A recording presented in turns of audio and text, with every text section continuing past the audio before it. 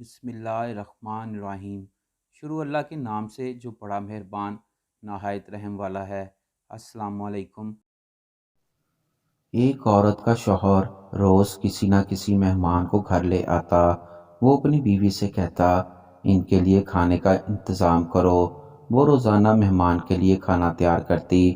آخر کار روز کے معمول سے تنگ آ گئی اور ایک دن رسول اللہ صلی اللہ علیہ وآلہ وسلم کے پاس گئی اور کہنے لگی، یا رسول اللہ صلی اللہ علیہ وآلہ وسلم، میرا شوہر روزانہ کسی مہمان کو گھر لے آتا ہے اور میں روز کھانا بنا کے تھک جاتی ہوں۔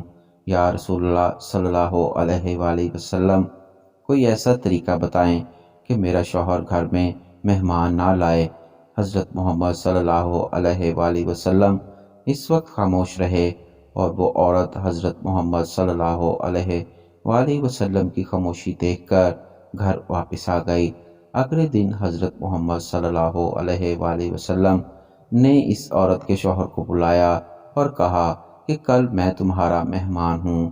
وہ آدمی بہت خوش ہوا اور گھر آ کر اپنی بیوی کو بتایا کہ آج نبی کریم صلی اللہ علیہ وآلہ وسلم ہمارے مہمان بن کر آئیں گے۔ اس کی بیوی بہت خوش ہوئی اور جلدی سے اچھے اچھے کھانے بنانے لگی۔ جب نبی کریم صلی اللہ علیہ وآلہ وسلم اس عورت کے گھر آئے تو آپ صلی اللہ علیہ وآلہ وسلم نے اس کے شوہر سے کہا کہ جب میں کھانا کھا کے واپس جانے لگوں تو اپنی بیوی سے کہنا میرے گھر سے نکلتے تک میرے پیچھے دیکھتی رہے۔ اس کی بیوی نے ایسے ہی کیا۔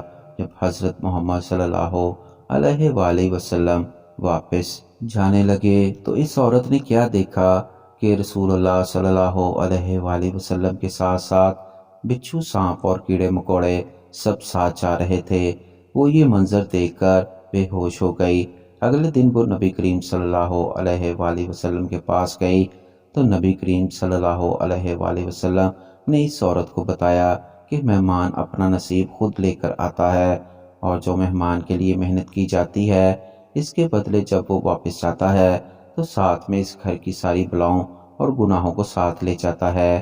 آخر میں اللہ سے دعا ہے کہ وہ ہمیں اپنے مہمانوں کی مہمان نوازی کرنے کی توفیق، ہمت، جذبہ اور ایمان عطا فرمائے۔ آمین۔